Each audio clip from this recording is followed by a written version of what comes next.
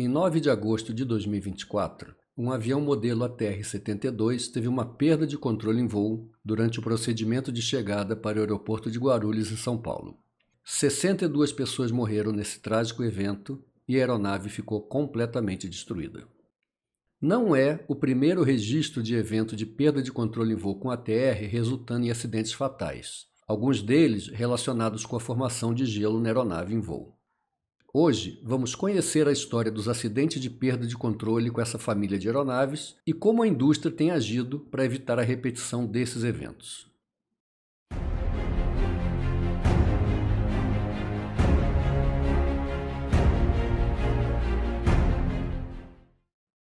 Antes de iniciarmos, uma observação importante. O objetivo desse vídeo é informar a comunidade aeronáutica sobre alguns detalhes do processo de certificação de aeronaves em condições de formação de gelo, de modo que os tripulantes possam tomar melhores decisões quando defrontados com essas situações, bem como levantar um breve histórico das aeronaves ATR e como se encaixam nesse processo. Esse vídeo não tem a intenção de identificar os fatores contribuintes para o acidente com a ATR-72 voo 2283. As informações factuais liberadas pelo CENIPA em seu relatório preliminar ainda não permitem que se tirem quaisquer conclusões nesse momento. A história recente da aviação brasileira já registrou alguns acidentes devido à formação de gelo na aeronave em voo. Em alguns desses casos, tanto no Brasil quanto no mundo, parece não haver uma clara percepção dos perigos advindos do voo em condições de formação de gelo e dos limites de certificação para o voo nessas condições. Por isso, vamos relembrar quais as condições atmosféricas para a formação de gelo em aeronaves em voo e verificar que mesmo um país tropical não está imune a essas condições. Vamos conhecer alguns critérios da certificação de aeronaves em condições de formação de gelo em voo e verificar que nem tudo está coberto por esse processo. Vamos nos familiarizar com os sistemas de detecção, alerta e proteção contra gelo do ATR. Apresentar o histórico de acidentes e incidentes com aeronaves da família ATR-42 e 72, ressaltando alguns casos significativos para a indústria. Entender os motivos para a inclusão do sistema de monitoramento de desempenho da aeronave nos modelos ATR, conhecido como APM. Vamos olhar quais procedimentos operacionais devem ser seguidos pelos tripulantes em caso de formação de gelo. E, finalmente, vamos acompanhar a sequência de eventos dos minutos finais do voo 2283. A formação de gelo em aeronaves em voo exige basicamente dois parâmetros: a existência de umidade visível em suspensão na atmosfera, na forma de nuvens ou precipitação, e uma certa faixa de temperaturas do ar, normalmente oscilando entre 0 e 20 graus negativos. Existem basicamente dois tipos de gelo que podem se acumular na estrutura de aeronaves. O gelo claro, conhecido em inglês como clear ice, forma-se em ambiente convectivo em temperaturas entre 0 e 10 graus negativos. Esse tipo de gelo é constituído por gotículas de água relativamente grandes, é translúcido, pode se formar muito rapidamente e acumular-se sob formatos que distorcem bastante o perfil do aerofólio. É muito similar ao gelo que encontramos nas formas de gelo de um freezer doméstico, duro, transparente e difícil de desfazer. O outro tipo de gelo é o gelo escarcha, conhecido como rime ice, que tem uma textura mais granulada e opaca. Diferente do gelo claro, ele é composto de gotículas menores, por isso o aspecto granulado, esbranquiçado e opaco. Esse tipo de gelo é comum em cenários estratiformes, em ar estável, em temperaturas na faixa de 0 a menos 10 graus. E também pode ser observado em ambiente convectivo, só que em temperaturas mais baixas, entre menos 10 e menos 20 graus Celsius. É muito similar ao gelo que encontramos dentro do congelador dos refrigeradores domésticos que não têm sistema frost-free, opaco, granulado e mais fácil de ser removido que o gelo claro. Para temperaturas mais baixas do que 20 graus negativos, normalmente a água vai estar no formato de cristais de gelo e não vai aderir na superfície da aeronave, mas pode provocar o entupimento dos tubos sensores de velocidade ou mau funcionamento dos motores a reação. Independente do seu avião possuir um sistema de detecção de gelo, o piloto deve estar atento à temperatura do ar exterior quando voando em condições de nebulosidade e próximo a essas faixas de temperatura. Para aviões a reação, que voam em velocidades mais altas, o referencial é a temperatura total do ar, ou TAT, que leva em conta o aquecimento provocado pela alta velocidade. Por vivermos em um país de clima tropical, alguns tripulantes podem ter a percepção de que o gelo não seja um problema para a aviação brasileira. Mas é. Como já comentamos, existem registros de acidentes fatais por formação de gelo no Brasil, envolvendo aeronaves King Air, Caravan e um incidente com um ATR-72 no Nordeste brasileiro que conseguiu recuperar após uma perda de controle em voo. É possível que existam muitos outros eventos que não chegaram a ser registrados pelos operadores. O fato é que, mesmo em climas tropicais, podemos ter a formação de gelo em voo em aeronaves. A atmosfera terrestre, na faixa da troposfera, tem um gradiente de redução de temperatura de aproximadamente 2 graus centígrados para cada 1000 pés de altitude que subimos. Imaginando um cenário onde temos uma temperatura ao nível do mar de 30 graus Celsius, como seria essa variação de temperatura com a altitude? Seria algo mais ou menos assim. Caindo aproximadamente 2 graus a cada 1000 pés, a 10.000 pés a temperatura do ar estaria na faixa de 10 graus positivos. A 20.000 pés, a temperatura já seria de 10 graus negativos. A 30.000 pés, cerca de 30 graus negativos. No caso desse exemplo, o nível de congelamento estaria em torno dos 15.000 pés de altitude. Se tivermos um avião voando, por exemplo, a 20.000 pés, ele estará encontrando temperaturas dentro daquela faixa teórica de formação de gelo, que oscila entre 0 e 20 graus negativos. Se, além disso, ele estiver voando dentro de nuvem, aí completam-se os dois principais requisitos para a formação de gelo em voo: nebulosidade visível e faixa de temperatura do ar externo entre 0 e 20 graus negativos. Importante lembrar que o nível de congelamento varia a cada dia, a depender das condições atmosféricas, e pode estar em altitudes bem mais baixas do que a desse exemplo. Por isso, é importante que o piloto consulte as informações meteorológicas antes da decolagem.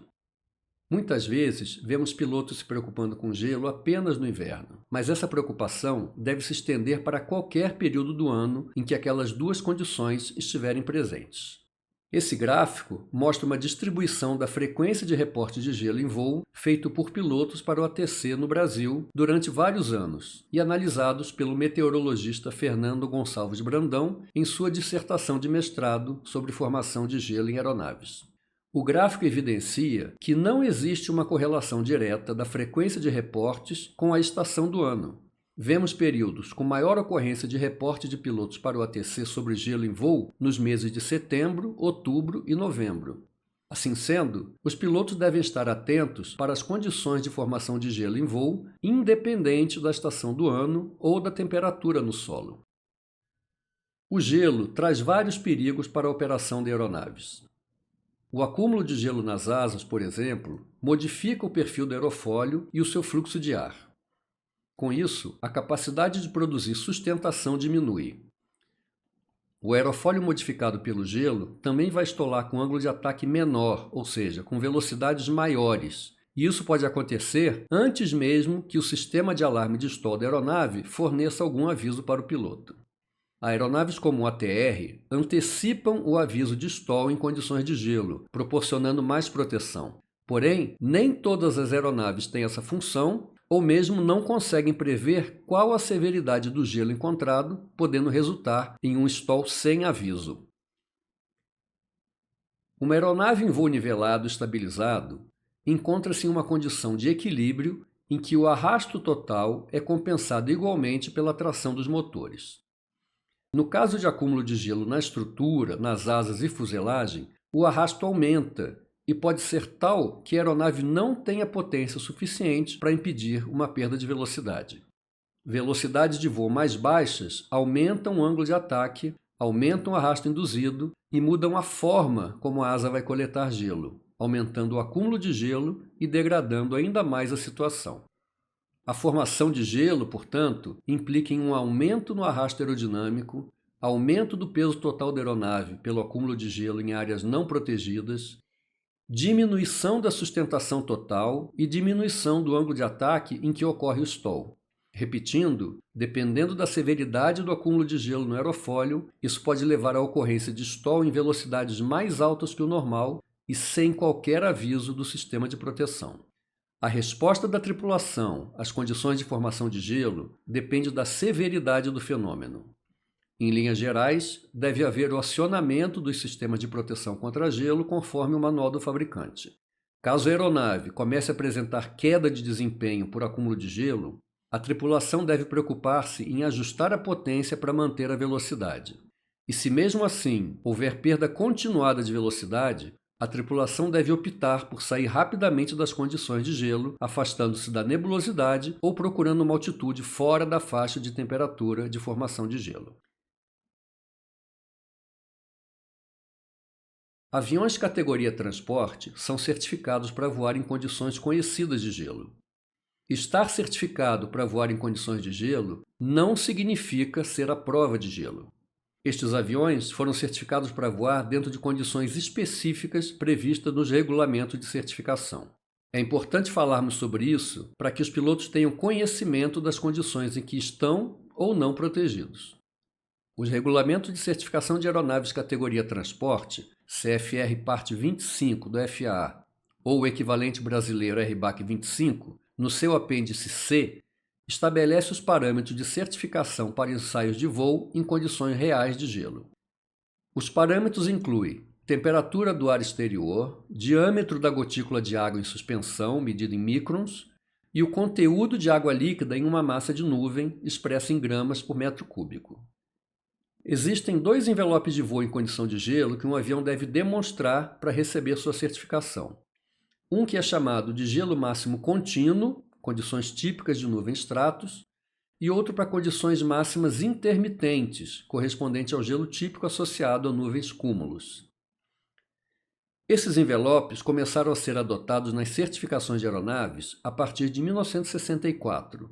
Foram definidos com base em centenas de levantamentos meteorológicos realizados pela NACA, antecessora da NASA, durante o final dos anos 1940 e início dos anos 1950, que estabeleceu os valores de quantidade de água e tamanho da gotícula a serem usados como parâmetro de certificação. Para os testes de gelo máximo contínuo, a quantidade de água líquida em suspensão na atmosfera exigida pela certificação pode variar de 0,05 a 0,8 gramas por metro cúbico, e o tamanho das gotículas pode variar de 15 a 40 microns. Esse envelope também está limitado pela faixa de altitude e pressão entre o nível do mar e 22 mil pés, e temperaturas entre 32 graus Fahrenheit positivos e 22 negativos, equivalente a 0 graus Celsius até menos 30 Celsius. Este é o envelope onde o avião tem que mostrar capacidade de voo em condições de gelo máximo contínuo.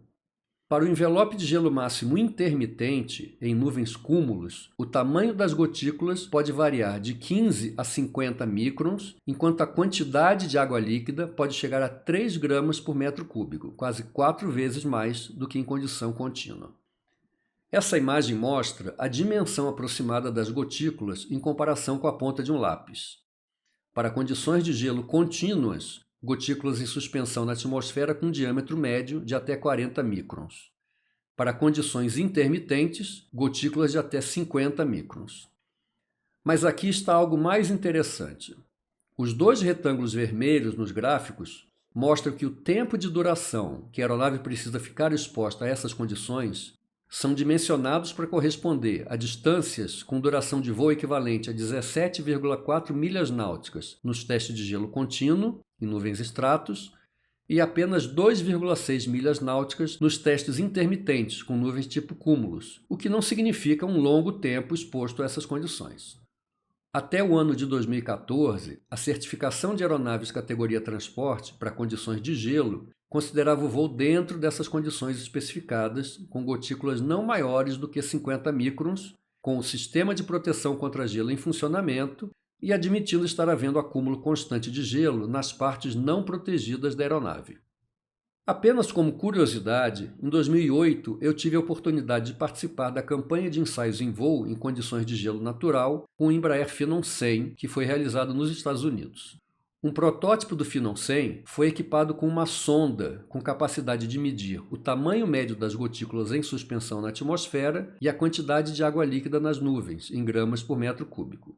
Com o auxílio de um meteorologista, apelidado de Ice Hunter, as missões eram planejadas para se buscar condições de formação de gelo que atendessem aos requisitos do apêndice C do CFR Parte 25. Durante o voo, as combinações entre tamanho da gotícula e quantidade de água líquida eram medidas pela sonda e apresentadas em um tablet para a tripulação, de modo a se manter o voo de ensaio dentro das condições especificadas pelo apêndice C do CFR Parte 25. Note que a imagem no tablet é exatamente o envelope de gelo descrito no apêndice C que acabamos de ver. Nessa imagem, registrada durante o voo, o ponto vermelho refere-se às condições externas encontradas naquele momento e que, obviamente, vão variando enquanto o avião se desloca pela atmosfera. Inúmeros voos foram executados para cobrir o envelope requerido pelos regulamentos. Um dos requisitos exigia, por exemplo, voar em condições de espera por 45 minutos para ver um acúmulo significativo de gelo nas áreas não protegidas. Sim, porque a aeronave tem diversas áreas não protegidas onde o gelo se acumula. Após essa espera de 45 minutos, a aeronave deveria continuar apresentando um comportamento sadio em manobras. Qual o objetivo de mostrarmos aqui esses aspectos de certificação? Apenas um: deixar claro para os pilotos que o fato de sua aeronave categoria transporte estar certificada para o voo em condições de gelo considera que ela esteja voando dentro daquele envelope especificado pelo apêndice C dos regulamentos Parte 25 e com os sistemas de proteção funcionando. Se o tamanho das gotículas ou a quantidade de água na nuvem for diferente daqueles parâmetros, ou se o sistema de proteção estiver inoperante, a aeronave estará voando fora do envelope para qual foi certificada. De fato, a grande maioria dos acidentes aéreos por perda de controle em condições de formação de gelo ocorreu com aeronaves operando fora do envelope de certificação ou quando a tripulação permitiu uma degradação de velocidade de voo abaixo dos valores mínimos recomendados pelo fabricante. Mas se o piloto não tem acesso a essas informações de tamanho de gotícula e quantidade de água líquida, como ele pode avaliar o gelo para tomar suas decisões sobre a continuação do voo? Esta avaliação pode ser feita observando-se a intensidade do acúmulo de gelo na estrutura durante o voo, geralmente dividido em 3 categorias. A classificação de gelo leve é aquela onde o acúmulo de gelo na estrutura requer ciclos ocasionais do sistema de degelo. A degradação de desempenho da aeronave não é significativa. Apenas para se ter um referencial em termos quantitativos, e isso não pode ser medido pelo piloto, significa um acúmulo entre 0,6 e 2,5 centímetros por hora na parte desprotegida da asa. O gelo classificado como moderado pela tripulação é aquele que requer ciclos frequentes do sistema de degelo para minimizar o acúmulo de gelo na estrutura. Quantitativamente, significa uma taxa de acúmulo entre 2,5 a 7,5 cm por hora na parte desprotegida da asa externa. Já existe uma clara percepção de degradação de desempenho da aeronave, e o piloto deve considerar sair da condição o mais rápido possível. O gelo severo é aquele onde os sistemas de proteção não conseguem remover o acúmulo de gelo na estrutura e o gelo se acumula em locais não propensos a congelamento, como as áreas das asas atrás das superfícies protegidas. Existe uma degradação significativa do desempenho. Nenhuma aeronave é certificada para voar em condições de gelo severo. O piloto deve abandonar a condição imediatamente, sob pena de uma perda de controle em voo. Para entendermos o histórico e os procedimentos relativos ao modelo ATR, devemos saber que o sistema de proteção contra gelo dessa aeronave pode ser usado em 3 diferentes níveis de proteção. O sistema antigelo, que utiliza energia elétrica para fazer o aquecimento de componentes específicos da aeronave e pode ser usado em 2 níveis. Uma parte que fica constantemente ligada e mantém aquecidos os sensores de medição de velocidade, de ângulo de ataque e os para-brisas.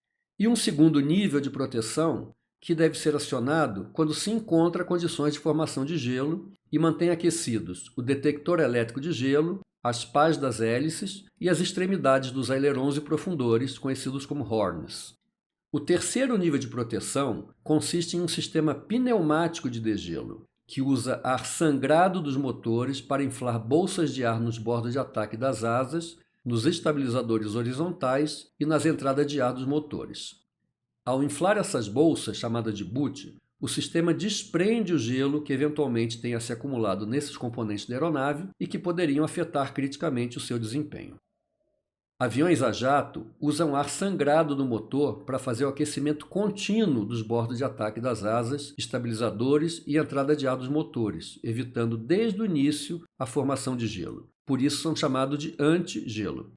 Porém, os motores dos aviões turbohélice, em sua maioria, não têm potência suficiente para acionar aquele tipo de aquecimento constante e, por isso, usam os boots de degelo pneumático operando em ciclos.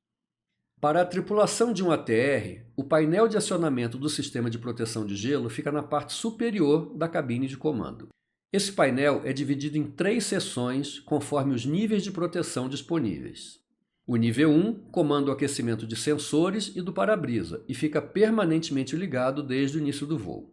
O nível 2, o anti-gelo, é acionado quando o avião encontra condições de formação de gelo e proporciona aquecimento elétrico para as hélices, horns dos alerões e profundores e para as janelas laterais do cockpit. O nível 3, o degelo, é ligado quando há acúmulo de gelo na estrutura e aciona os boots pneumáticos de degelo nas entradas de ar dos motores, nas asas e no estabilizador horizontal. A história da indústria aeronáutica já registrou diversos casos de perda de controle em voo devido à formação de gelo nos aviões da família TR. Essa tabela mostra alguns dos casos mais significativos, mas não todos. Muitos eventos menores, os chamados incidentes, ficam restritos aos arquivos das companhias aéreas e não chegam ao conhecimento público. Vamos comentar apenas alguns eventos. O primeiro caso registrado de perda de controle foi com um ATR-42 de uma empresa italiana, onde o avião encontrou condições de gelo durante a subida para o nível de cruzeiro. Voando com o piloto automático engajado, o piloto não ajustou a velocidade para a mínima em condições de gelo. A investigação concluiu que as condições meteorológicas levaram à formação de gelo nas asas, ao stall da aeronave e à perda de controle em voo. O acidente resultou em 37 vítimas fatais. A investigação apontou para a falha da tripulação ao voar abaixo da velocidade mínima prevista para as condições de gelo. O segundo caso dessa lista ocorreu com o ATR-72 da American Eagle, nos Estados Unidos, em 1994. O avião, operando como American Eagle Voo 4184, estava fazendo a rota de Indianápolis para Chicago quando foi instruído a executar um padrão de espera a 10 mil pés de altitude. Durante essa espera relativamente longa, em condições de formação de gelo, a aeronave foi instruída a descer para 8 mil pés, quando então ocorreu uma série de rolamentos laterais não comandados pelo piloto. O ATR-72 perdeu o controle e colidiu em alta velocidade contra o terreno, provocando a morte dos 68 ocupantes. Por que esse ATR teve excursões em rolamento não comandadas pelos tripulantes? Como já vimos, um aerofólio como a asa produz sustentação pelo fluxo de ar em torno da sua superfície. Quando há acúmulo de gelo no bordo de ataque da asa, esse gelo perturba o fluxo de ar e diminui a sustentação produzida pelo aerofólio. Para remover o gelo, os aviões turbohélices têm um sistema de degelo, que através dos boots que se inflam no bordo de ataque, remove o gelo acumulado, restaurando o fluxo de ar. Nas investigações do acidente com a American Eagle, essa aeronave estava voando sob condições conhecidas como chuvisco congelante, que tem gotas de água maiores do que aquelas previstas no apêndice C do FAR 25.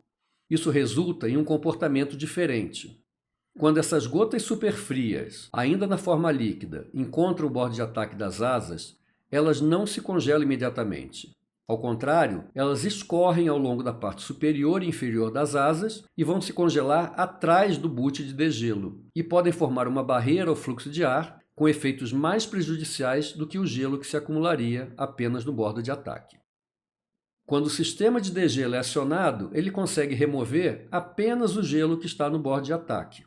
Uma parte do gelo continua sobre a asa e prejudicando o fluxo de ar.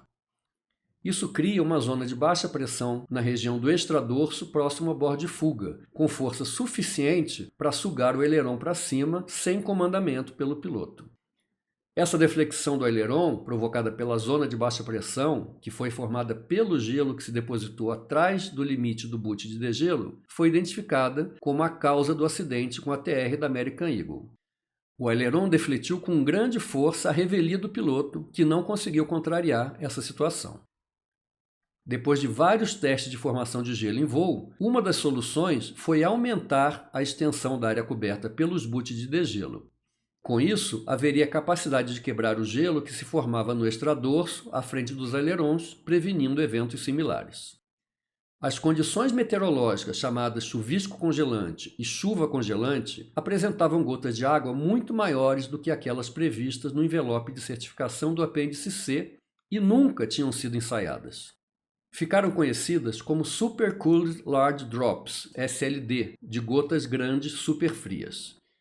As SLD tinham dimensões que extrapolavam em muito o envelope do apêndice C, chegando a diâmetro de 500 microns para o chuvisco congelante e 1000 microns para a chuva congelante. Essas gotas grandes superfrias, portanto, apresentavam esse comportamento de deslizar pela corda da asa ainda na forma líquida e só congelavam atrás dos boots de degelo. A solução de certificação para lidar com SLD só veio a ser incorporada nos requisitos adotados a partir de 2014, através do apêndice O do CFR Part 25, emitido cerca de 20 anos após o acidente com a American Eagle 4184.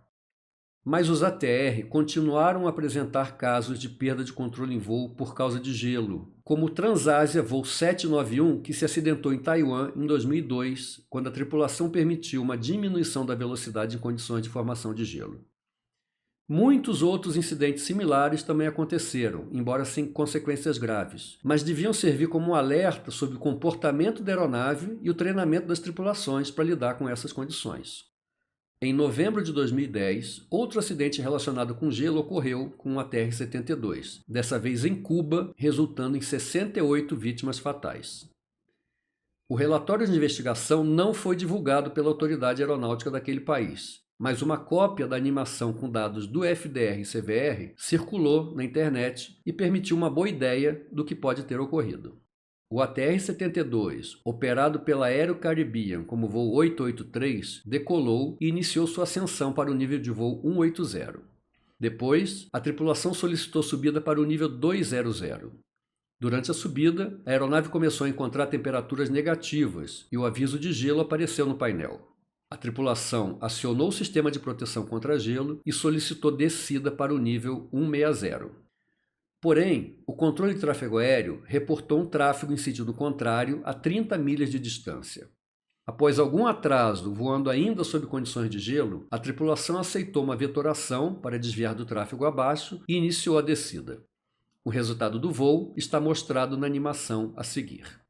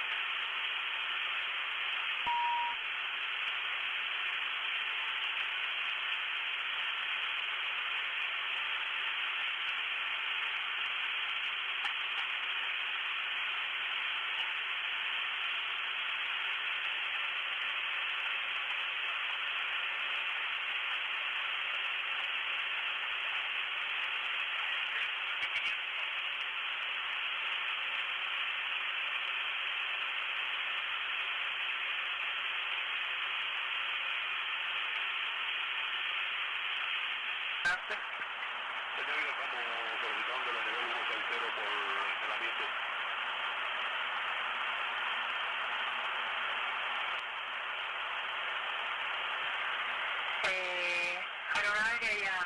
683 o 680.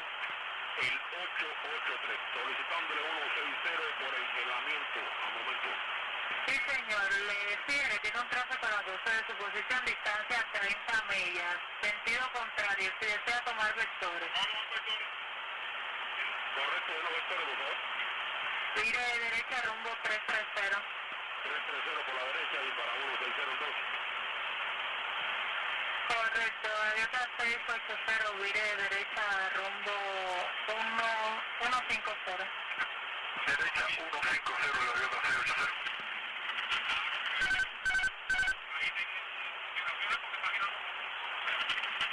Óyeme, venga.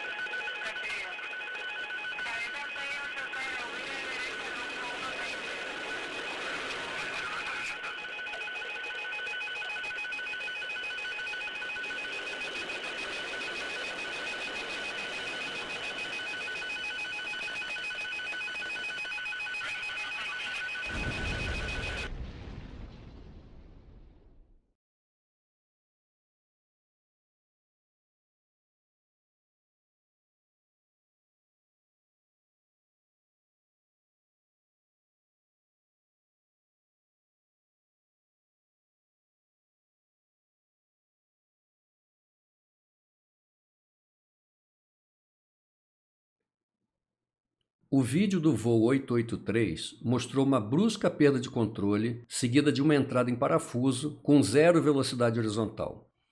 As fotos dos destroços evidenciam a descida absolutamente na vertical.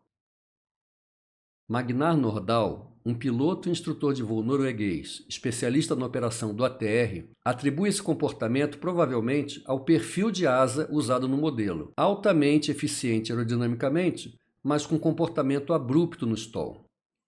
Para se ter uma ideia do que ele quer dizer, esse gráfico mostra um comportamento genérico de coeficiente de sustentação em função do ângulo de ataque da asa, com uma transição relativamente suave entre o momento em que a asa está produzindo sustentação e o momento do stall. Já a curva de coeficiente de sustentação por ângulo de ataque do ATR-72 evidencia um stall mais abrupto e muitas vezes sem aviso, segundo Nordahl. Esse comportamento é normal em perfis de asa de alta eficiência e não traz maiores problemas, uma vez que a aeronave tem sistemas de proteção que avisam da proximidade do stall através de alarmes aurais, através de um dispositivo que faz vibrar o manche, o stick shaker, e um outro dispositivo que empurra o manche para frente, o stick pusher, para forçar a diminuição do ângulo de ataque e evitar o stall. Mas quando o avião é permitido voar em baixas velocidades e esse comportamento for combinado com acúmulo assimétrico de gelo nas asas, isso pode resultar em um stall acompanhado de rolamentos abruptos, dificultando o controle durante o stall. Em 2009, a Agência Europeia de Segurança da Aviação, EASA, emitiu uma diretriz de aeronavegabilidade, documento de cumprimento obrigatório, que começava com o seguinte arrazoado: a experiência acumulada na frota mundial de aviões de passageiros e os incidentes em voo recentemente relatados com o ATR-42 e 72 mostram que uma longa exposição a condições severas de congelamento fora do envelope de certificação pode resultar em condições inseguras que levam a uma rápida degradação do desempenho, levando ao stall repentino das superfícies aerodinâmicas de sustentação e controle e subsequente perda de controle do avião. E a EASA continuava as justificativas para a emissão dessa diretriz. Exposições prolongadas a essas condições severas de formação de gelo devem-se à falta de conhecimento da tripulação sobre essas condições ambientais extremas, levando à sua detecção tardia ou à aplicação intempestiva e incorreta dos procedimentos existentes no manual de voo da aeronave, que exigem que a tripulação de voo monitore ativamente as condições de formação de gelo encontradas e as abandone assim que forem reconhecidas como severas. Essa diretriz de aeronavegabilidade implementou nos ATRs a função chamada Aircraft Performance Monitoring, ou monitoramento do desempenho da aeronave em português. O APM é um sistema que coleta diversos parâmetros da aeronave, iniciando com peso de decolagem, ajustado pelo piloto por meio de um seletor rotativo no painel antes do início do voo. A partir daí, o sistema calcula e compara o arrasto estimado para as condições com o arrasto real. Através dessa comparação, é possível concluir se está havendo uma degradação do desempenho, possivelmente relacionado ao acúmulo de gelo. Quando a degradação de desempenho passa de um certo limite, o APM anuncia, através de luzes no painel PALA, para a tripulação tomar consciência de que condições potenciais de gelo severo estão em andamento. Esses dois conjuntos de 3 luzes, na frente de cada um dos 2 pilotos, apresentam os seguintes avisos e alertas: Cruise Speed Low, Degraded Performance e Increase Speed. A luz Cruise Speed Low em azul aponta para uma degradação de 10% do desempenho, indicando uma redução de 10 nós abaixo da velocidade cruzeiro computada e esperada pelo APM. O alerta Degraded Performance, em âmbar, sinaliza uma degradação de 22 a 28% do desempenho, induzido por aumento significativo do arrasto aerodinâmico, indicando redução de 15 a 20 nós abaixo da velocidade computada pelo APM. O alarme Increase Speed avisa que o avião está voando com um valor de velocidade inferior à velocidade mínima de gelo mais 10, conhecida como Icing Bug plus 10. O que é Icing Bug? Além dos alertas de velocidade emitidos pelo APM, os velocímetros dos postos de pilotagem do lado esquerdo e direito possuem marcadores físicos para referência de velocidade. Um deles, em vermelho, é o chamado Icing Bug e indica a velocidade mínima de manobra em condição de gelo, com baixa inclinação e flap zero. O Icing Bug deve ser ajustado pelos pilotos para cada voo, de acordo com o peso da aeronave, a fim de indicar a velocidade mínima para o voo em condições de gelo com flaps recolhidos. Portanto, os modelos ATR fornecem aos pilotos informação de velocidade mínima para o voo em condições de gelo, através do Icing Bug, e das 3 luzes de aviso disparadas pelo APM. A diretriz de aeronavegabilidade emitida pela EASA em agosto de 2009 dava um prazo de 72 meses para a instalação do APM ou próximo cheque C, o que ocorresse primeiro. Em muitos dos acidentes e incidentes reportados nessa lista, a investigação concluiu que os pilotos permitiram uma redução de velocidade até o stall e responderam inadequadamente às condições de stall, muitos deles reagindo de forma incorreta, puxando o manche, mantendo a aeronave em condição de stall e impedindo a recuperação. Parece algo óbvio demais para ser falado, mas a realidade e as investigações de acidentes continuam mostrando uma alta frequência de respostas intuitivas e incorretas ao stall. Por mais óbvio que seja, é preciso que isso seja repetido exaustivamente. Só existe uma resposta para recuperar de uma condição de stall da asa: empurrar o manche para frente, garantindo a diminuição efetiva do ângulo de ataque. Stall é uma consequência de ângulo de ataque elevado e não da atitude da aeronave. O stall pode acontecer estando a aeronave em atitude de nariz para cima ou em atitude de nariz para baixo. Quando uma aeronave estiver dando sinais de perda de controle em voo, A primeira preocupação do piloto deve ser garantir que o avião não está estolado. A única resposta compatível e adequada implica reduzir o ângulo de ataque, empurrando o manche para frente. Todos os pilotos precisam se condicionar a ter essa primeira resposta. A realidade tem mostrado que isso não acontece na prática.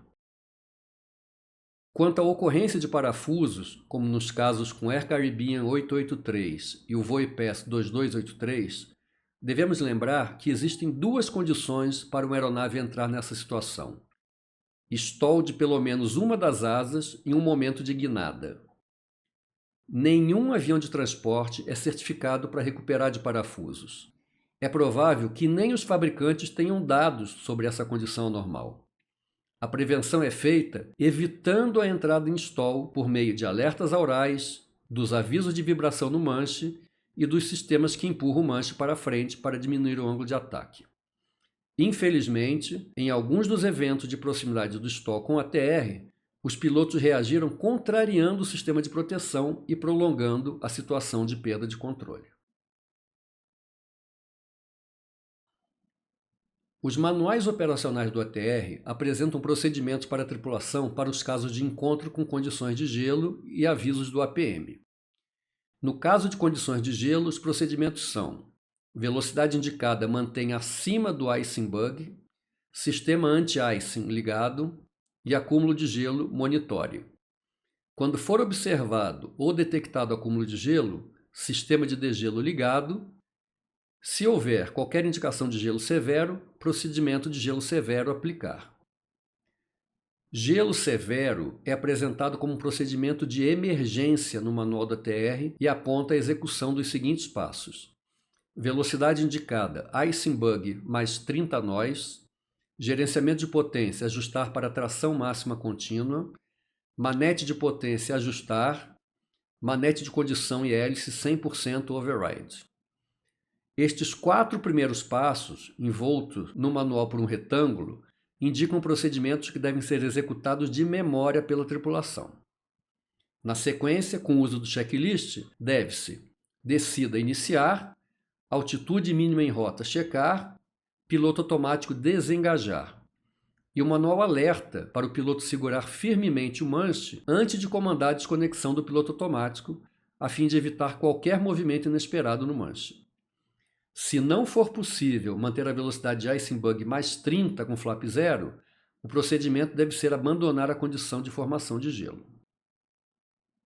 No caso de aparecimento das luzes do APM, os procedimentos são os seguintes: para a luz Cruise Speed Low, condições de gelo monitore, velocidade monitore. Para a luz Degraded Performance, velocidade indicada mantenha acima de icing bug mais 10 nós, velocidade indicada e velocidade vertical monitore e trajetória de voo corrija. E prossegue: é recomendado acelerar para a velocidade de icing bug mais 30 nós. Para a luz Increase Speed, o manual prevê que a tripulação ajuste a velocidade para icing bug mais 30 nós e que faça o procedimento de gelo severo. Agora veremos a animação produzida pelo CENIPA dos últimos 4 minutos do voo 2283. Como foi enfatizado pelo próprio CENIPA, essa animação com dados preliminares mostra apenas o que aconteceu, mas não mostra ainda os porquês. As respostas para os porquês serão levantadas ao longo da investigação, não sendo adequado tirar qualquer conclusão nesse momento. Vejamos o vídeo. Aparece na cabine o aviso de Ice Detector.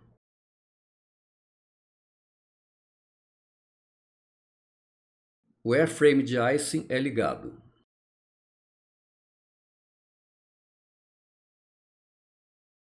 O avião está voando com velocidade de 195 nós, torque dos motores ajustado para 74% e 67% e manete da hélice ajustada para 82% de rotação.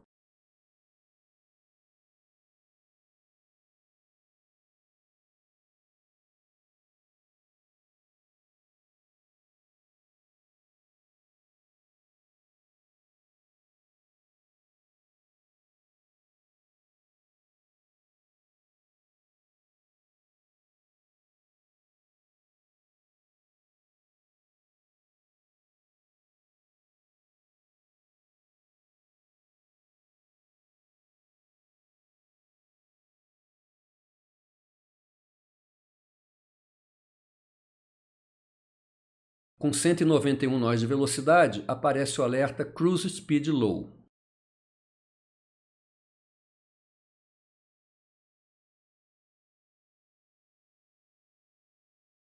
Um tom de alarme único, single chime, foi ouvido na cabine.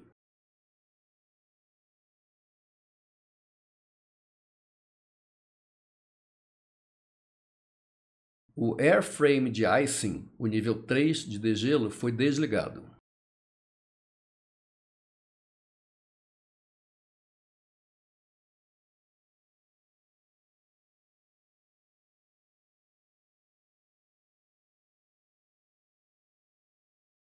Com 184 nós de velocidade, aparece o alerta Degraded Performance.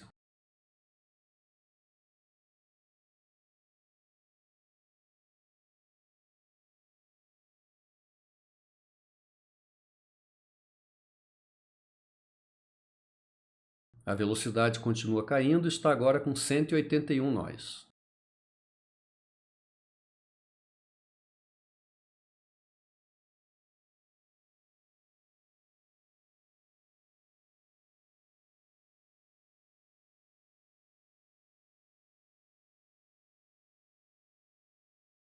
O airframe de icing, o nível 3 do degelo, foi ligado.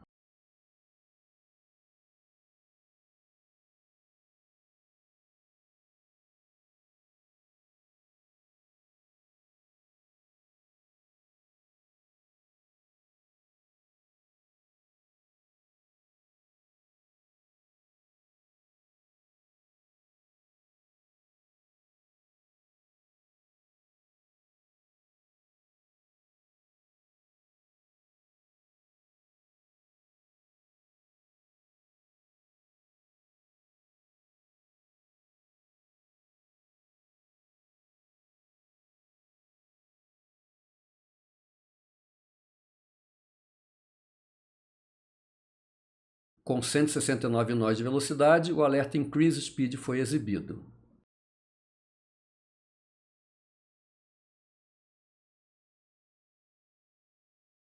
O alarme de stall é acionado.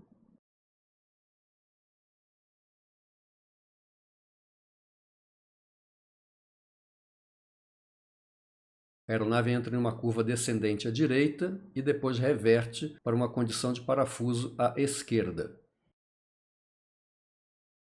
A velocidade indicada cai para zero e a razão de descida está agora a mais de 15 mil pés por minuto. A aeronave ainda executa mais 5 voltas até o impacto com o terreno. A investigação prossegue em busca de respostas para a prevenção. Uma equipe de investigação de acidentes aeronáuticos é normalmente composta por 3 grandes grupos de especialistas. O grupo de fator material, responsável pelo levantamento de dados referente ao projeto, certificação e fabricação da aeronave, incluindo o funcionamento dos sistemas de proteção contra gelo e contra stall.